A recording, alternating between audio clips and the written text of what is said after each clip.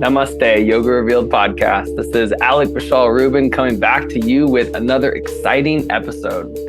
This will be sure to inspire and assist you in inquiring deep within. Just before we jump in, I have to tell you how incredibly elated I am that Andrew, myself, and my beloved partner, Annie D. Coyle, have come to you with our first ever live offering. It has been 6 years of creating these powerful interviews to assist you in your journey of yoga, and over 400,000 downloads and listeners across the globe. It is our deep honor to present to you the 7-day yoga reset.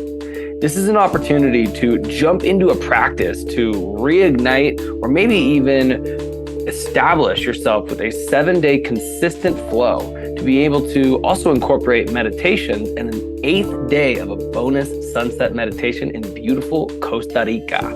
This is a pay what you can offering starting as low as literally $1 with a suggested offering of $7. And we know that during this wild time of inflation in the world, it can be tough to invest into expensive programs. So we wanted to bring something as a gift to you, our Yoga Revealed audience, that can be what you can pay. So please do sign on in on Yoga Revealed's link in the bio, or on Yoga Revealed's Instagram or yogarevealed.com. Click the 7-day yoga reset and tag Yoga Revealed on social media, and you might be able to win some cool, amazing prizes. The 7-day yoga reset funnel, it is an opportunity also to pre-order the 100 days of yoga to truly transform your life through the lens of practice.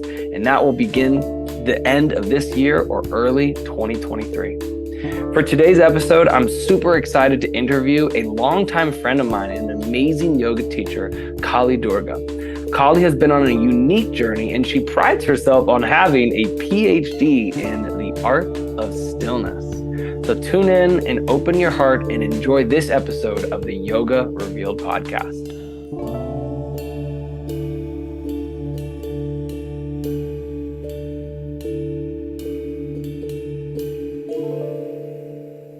Namaste, Yoga Revealed podcast family. So grateful to be here and present with you wherever you are on your journey, whether you're in the car, whether you're walking, whether you're on your mat.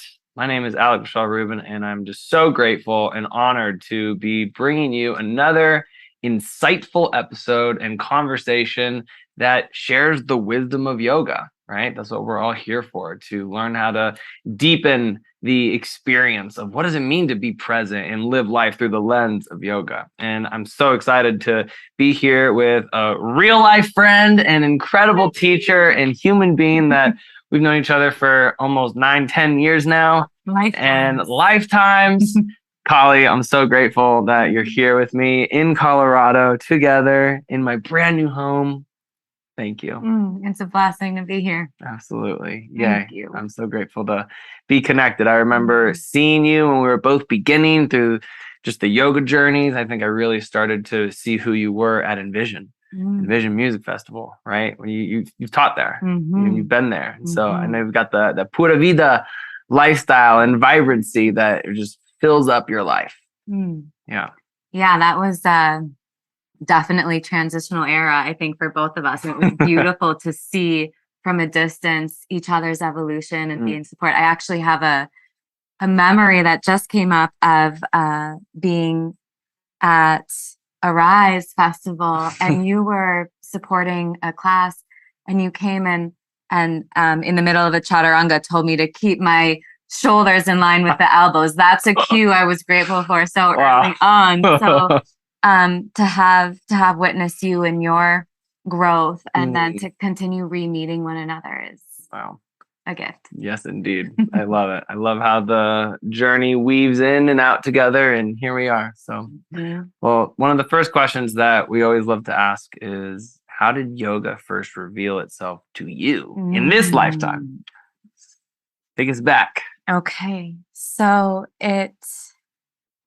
actually, I think as it usually does, the wisdom teachings seep in through ancestral lineages.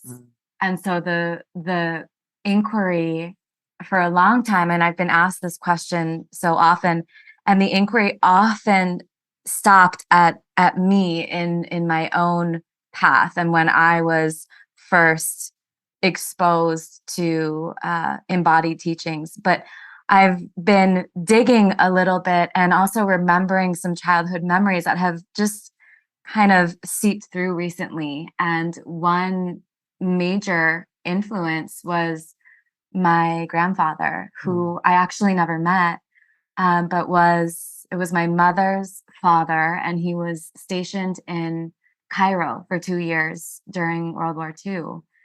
And he brought a book with him those 2 years he was gone. It was a little turquoise, tiny book, Swami Shivananda. It was entitled Sadhana. And it was a book he apparently had with him in the trenches and trained with his friends there about how to practice meditation in the midst of hypervigilance, never knowing when they were going to get attacked. And so this little bite-sized book was like some pocket wisdom for them to sustain some unimaginable fear and tension. And my mom says that when he did come back, they say the phrase at that point wasn't so trauma informed, but they were shell shocked. And so the practices that they brought back home from that time was really, really entrenched, thankfully. And so my mom says every morning, her father would sit at the foot of his bed on a towel, no yoga mats yet, but a towel. And he would do, simple stretching and 10 minutes or so of a body scan meditation. And that was something he carried with him lifelong. So I didn't have the direct transmission from him, but I did uncover that book in my basement as a little girl. And I remember pulling it out of kind of deep corner of the bookshelf. And at that age, already feeling so drawn to the types of languaging and conceptual spiritual theory that wasn't really alive or awake in me or in my direct family structure at that time. So it was years until I actually got onto a mat, but the kind of dwelling of wonder and the mystery of the words and the postures that were in that book, I did carry that, I think, and it ripened years later. Wow. Such a visual journey. I mean, we've all seen movies of World War I, II, and being in the trenches. Most people have, at least. And like, sometimes you'd think like, well, someone has a little pocketbook. Usually at that time, it's like probably the Bible.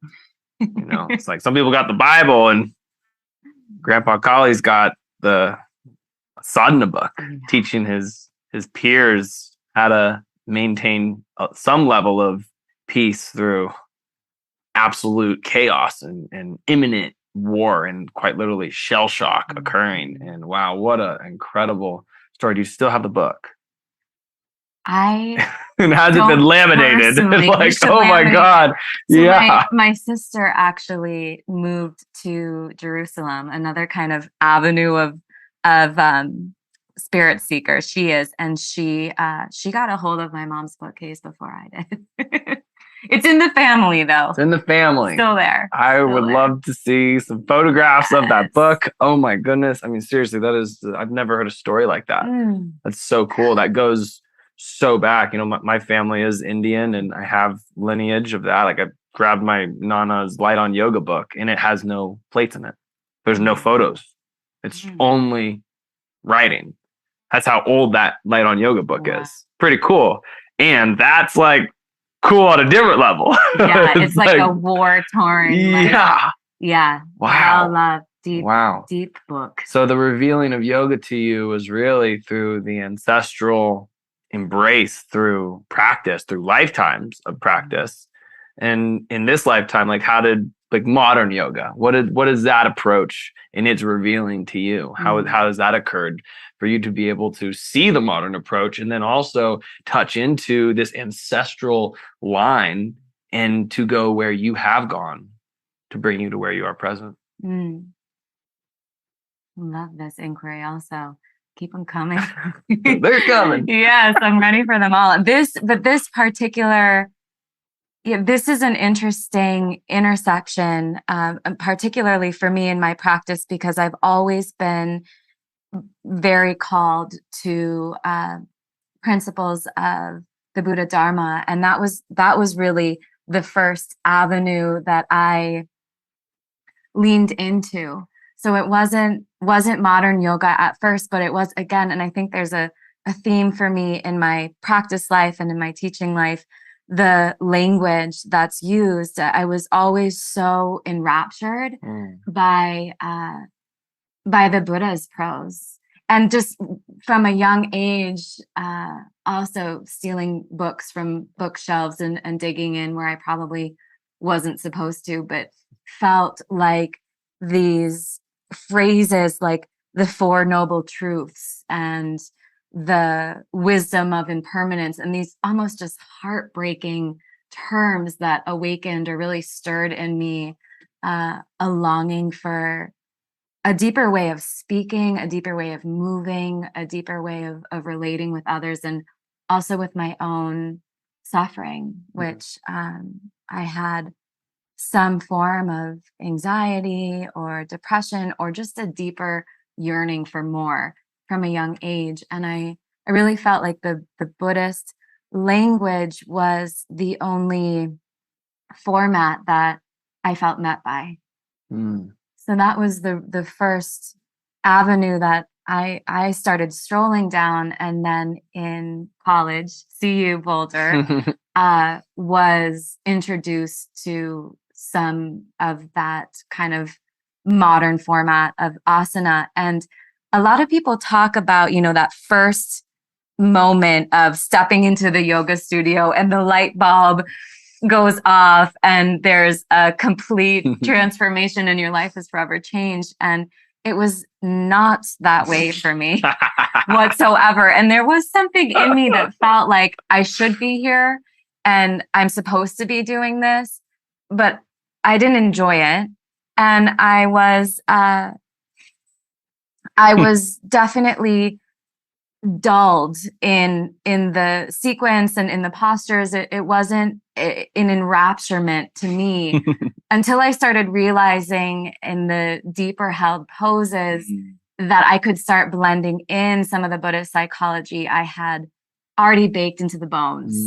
And that's when yoga came alive. But it was a lot of years of dragging myself to a mat and going through the motions, knowing at some point this skeleton will align itself in a way that some deeper potent teachings will come through. And they did, but it was more of that long-term commitment and not the enlightenment upon arrival. I think there's something that you can speak to in that, our society is so desired upon instant gratification. I want this now. I want the handstand now. I want that much money right now. I want X, Y, and Z. You fill in the blank. I want enlightenment right now. Can you speak to a little more on the journey of, why is yoga this lifetime embrace rather than I'm going to practice for a week. I'm going to practice once a week for 10 years, or I'm just going to practice maybe a little bit every day for the rest of my life in some way, shape, or form. You know what I'm saying? There's just so much instant gratification in this world, in society. I mean, we live in one of the most fast-paced and toxic societies known to mankind. There's humor in that statement too, right? And I like how you were seeing how at first you're like, I'm going to keep showing up. Even though I think you used the word, I'm dulled, I'm bored. But I'm going to keep showing up because did you see that there was something? There was like something that was intangible that was kind of gripping you a little bit? Yeah, I think that there was a knowing, even from a young age, that the bedrock of spiritual tradition and evolution is discipline. I think that was alive in me as an understanding from an early age. So the discipline of returning to the mat at the end of the day, you know, after school or after a long weekend or whatever it was, that the discipline of returning would definitely galvanize into some sort of result that would be beneficial. And I think also that the practice itself, I witness today, you know, we talk about modern yoga, there tends to be a emphasis on like what I like to call the bliss body and this feeling of expansion and enlightenment, or at least an enlightening away from the heavy burdens of daily life. And that becomes a really strong incentive for practitioners to come to the mat. But if that's all that we're seeking in the practice, then we won't really be cultivating the tools to deal with life when it does feel heavy, or when there is boredom in the field, or there's a source of discontent that makes sitting with this body distasteful or dissatisfactory. And that's where particularly the yin teachings, and here's my shameless plug for the slower practice, is that we stay with whatever's occurring, and there's no particular agenda to even create more spaciousness or more serenity, but just actually to wake up to an interest of what's happening right now and a willingness to host it. And I think coming back every day to the mat, irrespective of what you're bringing with you, there was something there for me that felt like a continuity in the chaos of life, and that I would know how to meet myself even when there was a lot of inner turbulence. And even in that slowing down and coming home to self, you know, like one of my teachers, he started to say, it was the first time I ever heard it, to seek comfort in your discomfort, to become still. And in that stillness, whatever arises, you meet it. And typically in that meeting point, there might be a level of discomfort. I think no matter how experienced one is, you know, life, I definitely chew the side of the pill that says, you know, life's pretty uncomfortable. There's a lot of beauty in life. I think life is ecstatic, and life is extremely uncomfortable sometimes. Yes. Very much so. Yes. I chew on that piece personally. And to seek comfort in the discomfort amongst everything that you're saying, that's how I relate to that. And this was really why I leaned in so heavily to the Buddhist teachings. It was the Buddha's revolutionary insight that our level of contentment or satisfaction in life is not a measure of whether or not things are going right.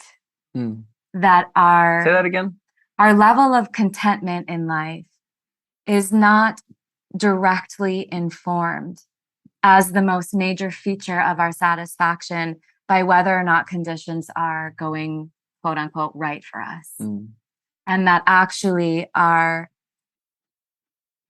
source of stability is based on how we meet what's happening and not what is actually happening. So whether it's beautiful or bitter, that there's an inner space that we can still hold a level of interest for what's occurring, and coming back to the mat every day really deepens that, because if you practice long enough, you'll feel everything. Right. You'll feel it all. So to have a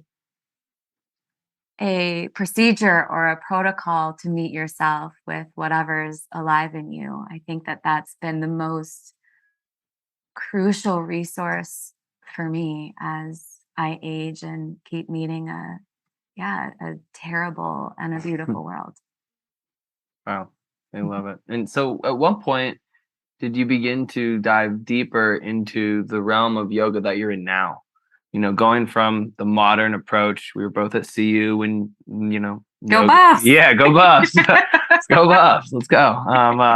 When yoga revealed itself to you in this modern approach and the modern approach to asana, and then you started to touch into something where you're exploring and have been exploring now. What happened for that shift for you to begin to have a more, like, we both have very unique approaches to teaching. They're different. And I love that. And that difference began at some point for you. Who inspired that and what occurred for that? And what is that to share? Like, what's your approach? What's your methodology? Sure. Why do you love it so much? So I'll share that, I'm hearing a lot these days about the concept of set and setting and how that informs experience and perspective. And so for me, the set and setting where yin yoga really rooted was in like the most yang-centric environment I've ever been in, which was living in New York City. Super young. Which is interesting. So coming from Boulder and really living in the Rocky Mountains and in sanctuarious settings, it didn't felt as crucial to me to have a daily meditation practice or to take retreat, because daily life rhythms felt infused with some of that slow, juicy, insightful dropping in. It's really easy to do that in Colorado. And it's one of the reasons I consider this place home. But teaching in New York City was actually when my practice became the most potent, and the dedication just strengthened so immensely, because it was a survival necessity to get home to my little corner of the city, get off the subway, get home, and take whatever form of retreat was available. Like, just to shut the city out was so crucial to my my life stream there, that I became really, really dedicated to slowing down when I could, because the world was moving so fast around me and within me while I was there. So I took some restorative yoga classes and started studying at that time with Sarah Powers, who's still my primary teacher and really a root teacher for me. And that's when I recognized the essential nature of slowing down. And it was a life raft. The pantheon of yin poses was the only way that I could settle in, because my system was so stimulated while I was there. Can you speak to the space of slowing down when the world is moving so fast? Because I'm sure not only could I use some of that medicine, and also I'm sure some of our listeners could use some of that medicine. And can you speak to in your own life, when your life's moving fast, you have the to-do list streaming in the back of your head, and also, mind you, we don't have children, so like, I already know, like, for some of my friends who are parents who are our age, they have an infinite to-do list that I can't even begin to fathom, right? You can hear about it, but you can't really understand that journey until that's that. So it's like their world's moving, perhaps, dare I say, like twice as fast as ours. Maybe not, but we'll see. When you see all this distraction around you that wants to prohibit you to slow down, what do you do in your life, in your practice, to create the slow, to create the stilling? I love that. Create the slow. That's gonna be a new bumper sticker or something. I love that. This is the vulnerability of being a facilitator, I think, and the beauty of it is that we teach best what we ourselves struggle with. So you mentioned the to-do list, and it's something, the task-oriented productivity parts of my psyche are so strong the success oriented, the movement oriented. I have quite a yang approach to the world, actually, and don't feel satisfied at the end of the day unless I've gotten my movement in, unless all my emails are checked off, unless, the flight's been booked and the plans have been made and several meetings, several practices. So I myself am the poster child for over productivity and kind of being a go, go, go, go, go. Yes, and a victim of that, the culture that says the more you do, the more you are. And the more you win. And the more you win and the more you have, the better off you'll be. And so I understand inherently the difficulty to creating space.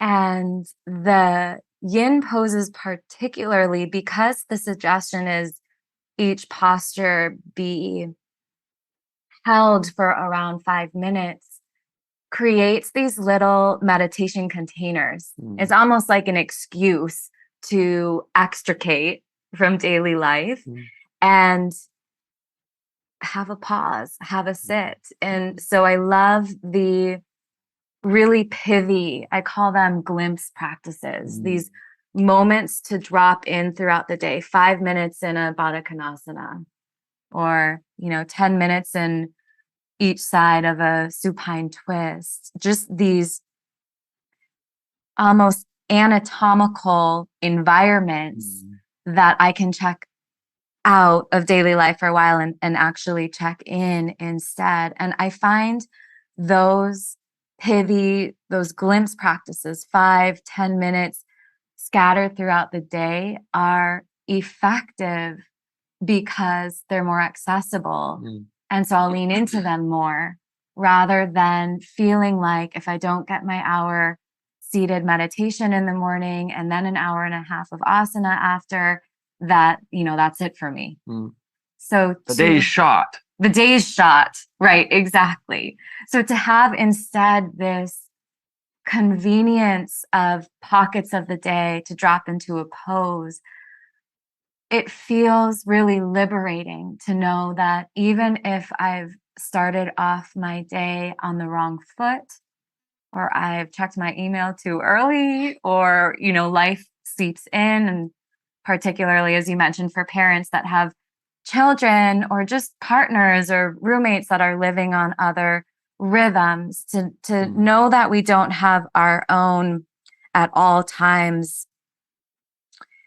envelope of our own practice field that's not influenced by others around us, but still to have these momentous opportunities throughout the day, even just minute amount of time to realign to the formless dimension. And so I think that's been a major keystone in the sustainability of my practice, is feeling like, those days I'm traveling or those days I'm teaching for hours on end, that I can still find 5 minutes here and there throughout the day to just recreate an inner interest. I love it. Such a profound response. I think that's one thing I'm learning about you right now, is there's no simple answer. There's this story of an answer. There's a story of a response that takes you on a journey. And it seems like that's what you take your students on. Thank you. Well, we are storytelling species. That's how we've passed on wisdom and information for eons. And so that's something that I've really worked towards in my teaching life, is taking these abstract concepts and these sexy buzzword principles like awakening and nirvana and opening, and what these concepts actually feel like from the lens of a vulnerable, imperfect human and the stories we experience. That's what we remember more than, the list of what the protocol of sadhana should look like. So we remember, years after our teacher training, we remember the story our teacher told us about, when yoga was first revealed to them, or their first experience crying in a pose. Like these narratives are what we carry with us. So. I love it. Well, something that you were talking about as, the journey of COVID and the last 2-3 years, yoga has had to take a shift in its face of how to practice as well, right? For almost 2.5 years, there was no in-studio practice. And people had to create this shift and be online and practice online. Some were already used to it. Some had already been on that bandwagon. And eventually everyone had to get on that bandwagon if they wanted to practice with their community online or their teacher online, right? And I think that it creates a greater opportunity for people to be forced, should they choose to accept the challenge, to create an at-home yoga practice, right? And I wonder, what's your insight on what the difference is of an at-home yoga practice to practicing solely online to practicing in community, a mixture of all three? How do you take it? This is a living question. And I think we're still witnessing the evolution of virtual yoga and the impact that has on the practice field collectively and in our own individual practice. I think that one of the benefits of the online era is that it bakes in the practitioner a familiarity with going inwards, even in a mundane space, when the dishwasher's going and the mailman's coming and all of the other tasks of daily life are present, and still having the option to access inner worlds, because the ability to go to a studio and leave your cell phone in the locker room and unroll your mat and have the expectation that we'll have that space curated for us, that was an assumption that I think most of us made, that would be available to us lifelong. Right. And this is the beauty of, for me, the Buddhist philosophy specifically, is the expectations or the assumptions we make about conditions staying as they are so that we can continue feeling the way that we prefer to feel isn't guaranteed. In fact, the opposite. There's a guarantee that those conditions won't stay the same. So none of us expected the jarring shift that occurred in such a quick overnight pivot. But then to meet, for many of us, what were non-favorable conditions, right? Being excluded from Sangha, not having the studio space, just a heated room with a wood floor, like deep practice space available, and to feel this inner urgency to continue. It meant for many of us that we had to continue our awakening process despite conditions being unfavorable to that. And that's where spiritual practice is the most potent. I've heard the suggestion that success on the path is a measure of how you respond when the universe does what you don't want it to do. When, not if, right? Yes. So that was an opportunity to build a home retreat space for certain, and to recommit, again and again, daily, to recommit to the practice fields when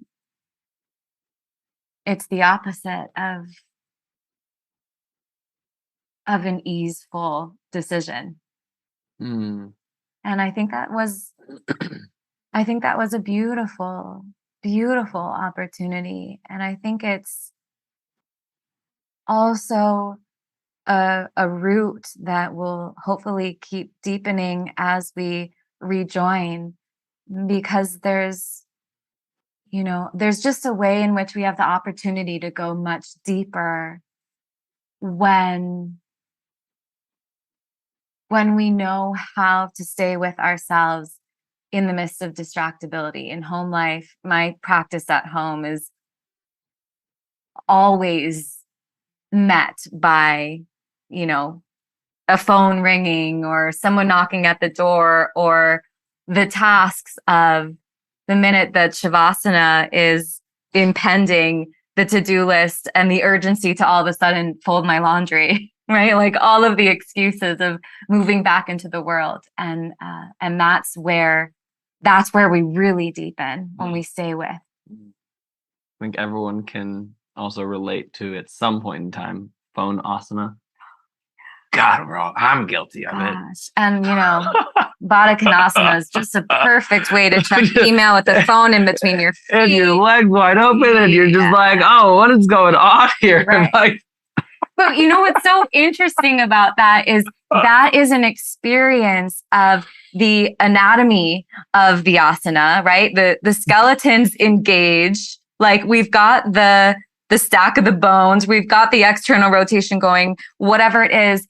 And to experience the impact of that versus when mindful approach is infused, to feel the distinction between phone asana and integrated asana, even in the same pose, even if you're in the straddle forward bend for longer because you've been pulled into the Instagram ethers, that even a short amount of time in a pose without distraction is such a deeper, more meaningful impact than 30 minutes with, an audio recording going on or something else happening. And I think that's an amazing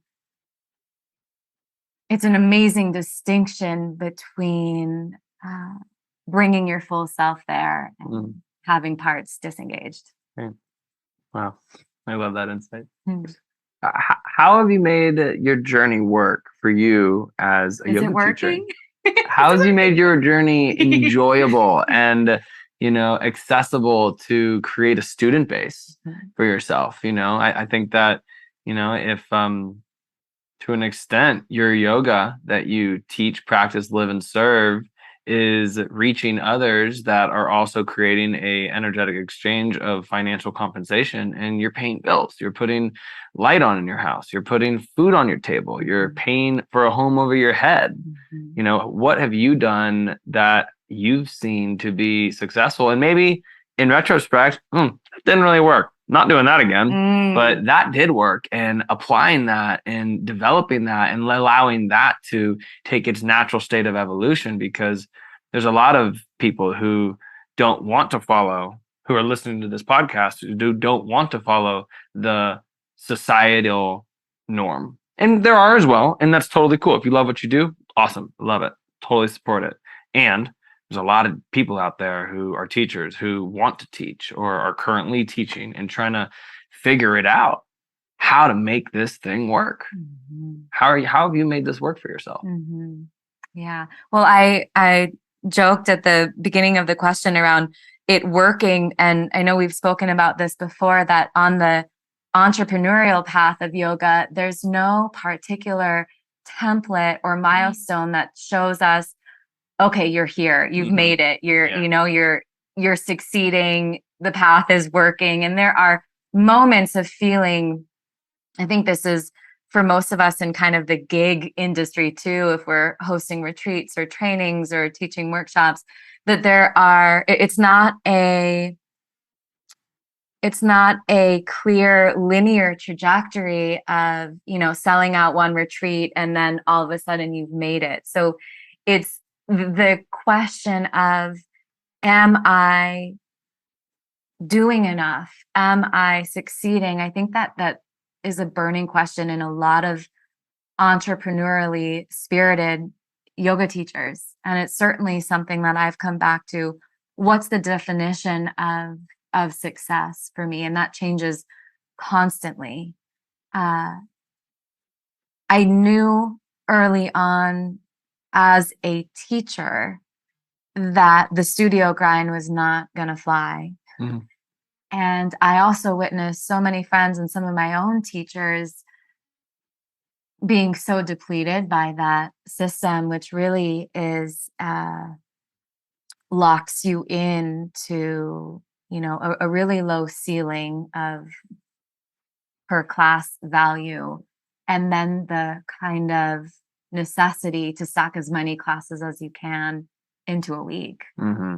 And I saw that being really problematic early on, and was also, I think, lucky to have stumbled into the yin teachings at a time when it was needed, and where the interest was just starting to awaken in the collective more. So I really started, at first just folding in secretly some yin poses here and there, because people were all coming for the power yoga practice. And where were you teaching? This was in Santa Monica. Okay. At the Bhakti Yoga Shala. Oh, great. And I felt like at that time, people were rushing in at 4 o'clock after a day of work, rushing in off the 405, stressed out to find a parking spot, stressed out to find a place in the little studio for their mat, elbowing in, and go, go, go, the do. And it felt like I was not being of service by then asking them all to go, go, go, and chaturanga push up and one movement to the next, do. So I started slowing down and folding in kind of secretly, kind of sneakily, these yin poses and the longer held floor poses through those practices, and found that was such a immediate benefit to that student body that I quickly started offering longer, more receptive spaces where we can deepen into how to hold a pose and when to know how to come out and what to do when you're intermingling a long held shape with the distractibility of the mind. So these inner methods of directing and cultivating a certain type of inquiry. And so, I'm sharing this because I started leading these workshops, and then that moved into retreat fields and teacher trainings after some years of that allowed me to get out of the studio game really with the interest of the students that I had magnetized to those teachings through the studio. So I think, you've got to put in your dues. You've got to create a student body that, or welcome in a student body that can benefit really greatly from what you're throwing down. And then from there to host, more creative rhythms of deepening into the practice life. The retreat field specifically for me felt like the greatest way to disrupt unhelpful patterns and create a new template for practice that students could then bring to either their home practice or to the studio. I love it. Yeah, I feel that deeply. And I think that it's interesting and cool to me that early on you realized the studio hustle was not for you. The hustle, right? Because it took me 6 years. And maybe it took you that long or less than that. I don't know. But it took me 6 years of teaching 15 to 20 classes a week. And at that 6th year, I was like, wait, why am I doing this? I'm actually not having fun. Right. This kind of sucks. I'm getting paid like $35 a class. Right. And Stacking maybe them. if I were lucky at the very end, I got upgraded to like $60 a class. But even then, it's still not sustainable. Right. Wow. And the beauty of those years is just the living wisdom and the somatic ingrainment of the practice in you to live it and to teach it with such regularity is, I think, something that a lot of students or teachers at this stage hope that they can skate over, right? The instant gratification and the handstand today, which would be really nice. But to have a level of dedication and commitment to teaching, some regularity to that, so that it's so awake in you that you can take it away from the studio and inform deeper folds of practice in a much more financially sustainable way. I think that's really juicy. And I'm just remembering now an example of that was I took a yoga journal conference, a class with Rodney Yee. And he's a teacher that has taught, similar sequencing and such ingrained principles for so many years that wherever he takes his teaching now, it's so alive and it's so potent that it's just tangible. And, he said a cue that in that class, this was years ago, but it was a cue I've probably at that point had heard thousands of times. It was something really simple. I can't remember exactly what it was, but it was something like, and press back into downward facing dog, right? Just something we've all heard. But for whatever reason, because he had lived it and he had taught so many bodies through that, that at the moment he gave that cue and I started to press back into the pose, just this instant welling of tears, like this overcome emotion, because it was such a transmission from him. It's underneath the words. It was the decades that he had done that exact movement himself. Embodied. Right. Totally. And that's felt. Yeah. And so for the person who's feeling this conversation and the flow of where we're going, and let's say that they're like, I want to be leading retreats and trainings or X, Y, and Z. They don't want to do the studio hustle. So this question is definitely focused to the teacher of the listening audience right now. What would you say is 1, 2, or 3 few steps, next best steps to help someone move in that direction? Yeah. Knowing that it doesn't happen overnight. Yes, right. For sure. So I'll try to succinctly share maybe like a 2-step process. Great.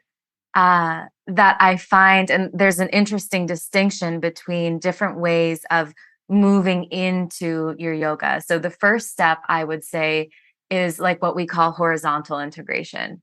When early on in the path, you are sampling the buffet of wisdom teachings and disciplines. And there's such an array now, like you can do goat yoga, right? Like that's THC yoga, there's acro yoga, there's yin yoga, all of the different disciplines that have taken root today. So that horizontal exploration early on in practice, feeling different teachers, understanding what turns you on, what turns you off, what your soul is drawn towards, what sparks you, what ignites impassioned interest. That sampling horizontally early on in the path, I think, is really essential to get as much exposure to teaching styles and different avenues of evolution that are available. But at a certain point in practice, the bedrock of deepening comes through not horizontal integration, but vertical, where you go deeper in with a similar style or process, and it becomes a living study. So the vertical integration of moving towards a particular niche or practice style or lineage that stirs you, and dedicating yourself fully for some years at least to that lineage. For me, it was yin because I found that as a necessary niche, and it also helped move me away from competing with the 200-hour vinyasa teacher trainings that were just overly plentiful. Popping off. And because I felt a deeper home base with yin early on, I knew that following that line of inquiry for years would give me the entrainment needed to put me on my own unique path and to commit to a teacher that awakens in you constantly a living wonder, a deeper inquiry, the curiosity, and not to bow out of that when the teachings don't feel like they're stirring you or eliciting some deep awakening, because again, it's the returning to the same wisdom discipline again and again with a sense of commitment and discipline. I think that will deepen our ability to stay with ourselves. And that's what I hope to offer any of my students, is that own inner capacity to be with. So we can't train that when we stay horizontally integrating and moving from, this lights me up today, so I'm going to do this, but it's not really feeling of interest today, so I'm going to try something else. It's training up the distractibility of the monkey mind and seeking that instant gratification. So sample it all and then lean into what feels most alive. Yeah, I feel that. I really deeply feel that, to find a teacher, an approach, a practice, and stick with it and commit yourself to it and allow that to steep yourself into it. Yeah, I really deeply resonate with that. I think those are great key tools. Thanks. So what's on the next 12 months for you in your yoga and your offerings? So this actually brings me back to a question you asked earlier about what didn't work on the path to success. Oh, great. Once I started leading teacher trainings and retreats with a lot of regularity, the productivity part that we spoke about earlier had a really front seat in directing my work life and my teaching life. And so for a long time, I was leading trainings once a month, something on the calendar to offer publicly at once a month, whether it was a retreat or a workshop. So just stacking like that. And of course, COVID shifted that, and realizing that rather than having a teacher training every month where, maybe I could pull in 20 students in May and, 30 in June. And rather than that I could galvanize the calendar into some really potent little portals of practice throughout the year that felt seasonally appropriate and opportunities to go in deeper with a lot of space in between. And so this next 12 months, you'll see a lot less on my calendar, which I'm so excited about, because what is there is the arsenal of the greatest tools I've cultivated so far in the attempt to live a life in awareness. Yeah. So there are several retreats and trainings throughout the rest of 2022 and into 2023 that I've pared back the frill and the fray and gotten to the essential teachings that I think have been the most potent in their impact on my practice. So they are a little bit more few and far between, and I'm really looking forward to that space. I love it. Amazing. Where's home base? Like, how can people find you if they want to practice with you live or online? Are there access points there for people? Yes. So I'm between Boulder, Colorado and Topanga, California, doing the dual citizenship of Colorado, California. So I offer a lot in both of those states and also worldwide throughout the year. What I'm really leaning into is the 20-hour deepening intensive, these long weekend retreats or trainings, typically Thursday evening through Sunday afternoon, because I think that it's a way to make accessible retreat space in a way that most of us that can't commit to, 3 months in Bali can still drink in. So you'll notice a lot of those throughout the country in 2023 on my calendar, is these 20-hour immersions. I also offer virtual, because we're in that world now. So you can find that on my website. There are practice bundles and virtual teacher trainings on kalidurgayoga.com. Awesome. We'll definitely highlight that. I love it. Thank you. Well, thank you. Brother. It's been so amazing. And yeah, one final question. What would be one golden nugget that you want to leave the listeners with as they move forward on their path? Whatever that nugget is. What is it?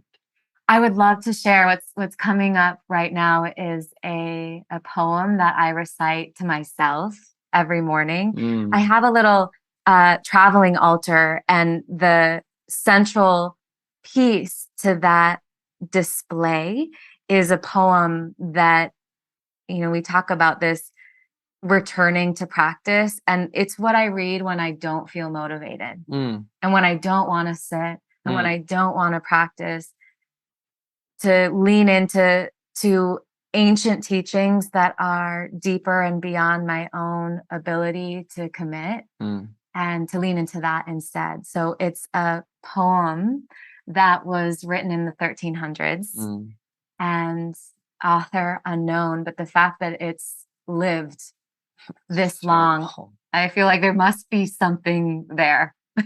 So it's called This Precious Human Life. The human body at peace with itself is more precious than the rarest gem. Cherish your body. It is yours this one time only. All worldly things are brief, like lightning in the sky. In this life, you must know as the tiny splash of a raindrop, a thing of beauty that disappears even as it comes into being. Therefore, recall your inspiration and your aspiration and resolve to make use of every day and every night to realize them. Wow.